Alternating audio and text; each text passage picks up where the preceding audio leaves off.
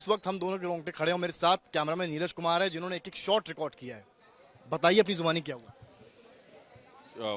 बहुत लंबा करियर हो गया, लेकिन इस तरीके का शूट आउट मैंने अपनी लाइफ में कवर नहीं किया। दंगे बहुत देखे, बहुत कुछ देखा, लेकिन जब पुलिस अंदर आई और हम लोग कैजुअली साथ में आ रहे थे। अमूमन ऐसा होता है कि कोई क्रिमिनल आता है तो हम लोग साथ में उसको कवर करते हुए जाते हैं, और एकदम से हम इंतजार कर रहे थे काफी देर। बिल्कुल हम लोग करीब आधे घंटे से वेट कर रहे थे कि अतीक अहमद आएगा, और हम लोग उसको उसकी बाइट के लिए इंतजार कर रहे थे कि एक शब्द वो बोलेगा। और जैसे शुरू करना है, यहीं से शुरू करते हैं। बिल्कुल यहाँ से जैसे ही आप बात करना शुरू करते हैं और हम लोग पीछे पीछे जाते हैं, और जैसे ही बोलना शुरू करता है, जैसे ही अतीक अहमद और असद वो उसका भाई बोलना शुरू करता है, और एकदम से तड़तड़ाहट की आवाज आती है, और ऐसे लगता है कि जैसे पटाखे दगने लगे। मैं अपने आंखों के सामने धुआं देख पाता हूँ एकदम से। आप धुआं देख पाते हैं, मुझे एक हल्का सा बर्न नजर आता है, और मैं 2 कदम पीछे हटके मैं देखता हूं, और एकदम से फायर, और सब तितर बितर हो जाते हैं, इंक्लूडिंग जितने पुलिस वाले थे।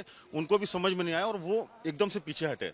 जब वो पीछे हटे, मैं अपनी पोजीशन पे था, मैंने कैमरा वो स्टैटिक रखा, और मैं ये पूरी कोशिश कर रहा था कि जो भी कुछ हो रहा है वो कैमरे में आए। नीरज, आपसे एक सवाल मेरा ये है कि पोजीशन क्या थी, ये सवाल आ रहा है। पोजीशन क्या थी उनकी, यानी कि जो गोलियां चली हैं, आप क्योंकि कैमरे से देख रहे थे, आपने सबसे बारीकी से देखा है, तीनों जो शूटर्स उनकी पोजीशन क्या थी? देखिए, अतीक अहमद और असद हमारे सामने थे, उसका भाई हमारे सामने था, और बगल से एक पिस्टल आती है और अतीक अहमद के पहले सर पे फायर लगता है।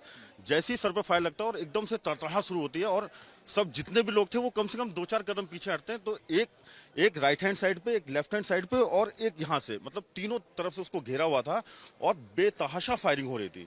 इतनी फायरिंग हो रही थी कि किसी को कुछ नहीं समझ में आया, और विद इन अ सेकेंड्स जब वो फायर बंद हुआ, तब उनको कैप्चर किया गया, और उन्होंने पिस्टल छोड़ी और हाथ खड़े किए, सरेंडर सरेंडर, और उन्होंने नारे लगाए, और जैसे ही सरेंडर सरेंडर उन्होंने बोला, पुलिस ने उनको पकड़ लिया, और उसमें से एक था वो लेट गया, हाथ खड़े किए, और उसके बाद वो लेट गया। खुद सरेंडर कर दिया। उन्होंने खुद सरेंडर किया। पुलिस ने, ऐसा नहीं था कि पुलिस ने रिटेलिएट, कामयाबी नहीं थी कि वहां पर ऐसा कुछ भी नहीं था। पुलिस की तरफ, पुलिस भी तितर बितर हो गई थी जब जिस तरह से गोलियां चल रही थी।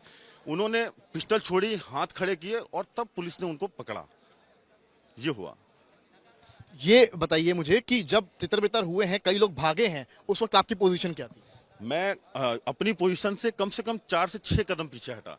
4 से 6 कदम। आपकी खरोच भी आई है? मेरे को एक अंजना, फायर बर्न थोड़ा सा, एक फायर बंद थोड़ा सा हुआ है। खरोच मेरे कैमरामैन को भी आई है, क्योंकि कैमरा पकड़े थे, उनका ध्यान इस पर था कि वो आज तक के लिए एक बेस्ट फ्रेम तैयार कर सकें, क्या विजुअल कैप्चर कर सकें। अपनी बात जारी रखिए। जब मैं 4-6 कदम पीछे हटा, और वो तीनों लोग मेरे फ्रेम में नजर आने लगे जो फायर कर रहे थे, मैंने अपनी जगह को होल्ड किया, और वहीं से मैंने पूरा जो मुझे लगता था कि जो बेस्ट हो सकता है अपने आप को, और उसको सेव करते हुए मैंने वहां से वो फ्रेम बनाया, और वो मुझे लगता है कि आपके जरिए आज तक पहली तस्वीर दिखा पाया जिस वक्त ये शूट आउट हुआ है। हम ही इकलौते चैनल थे जिन्होंने लाइव वहां पर।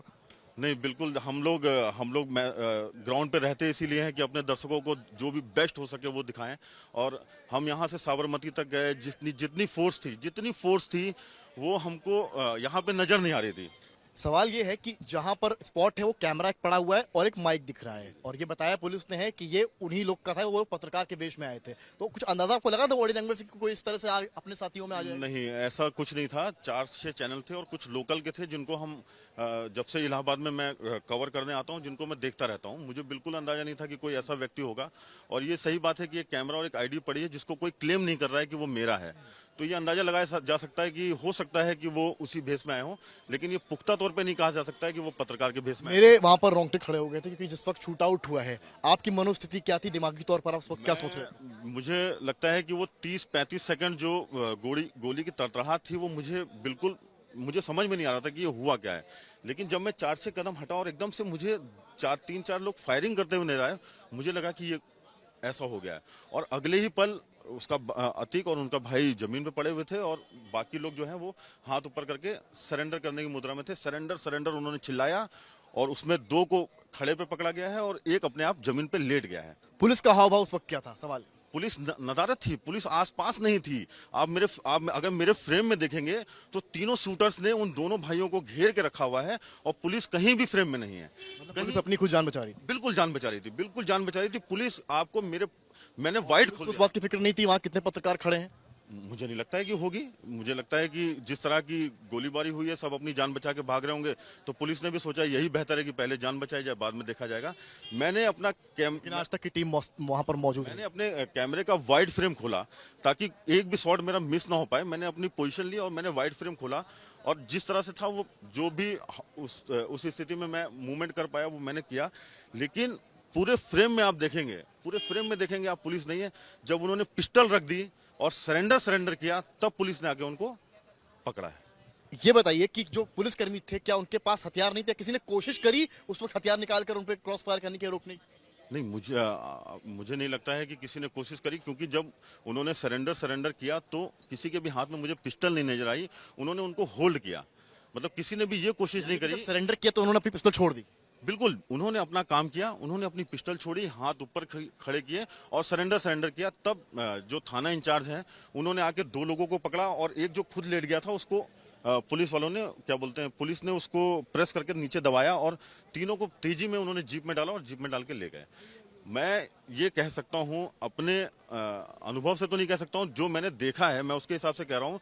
पुलिस ने बिल्कुल ये कोशिश नहीं की कि किसी तरीके से उनके ऊपर फायर किया जाए या उनको बचाया जाए।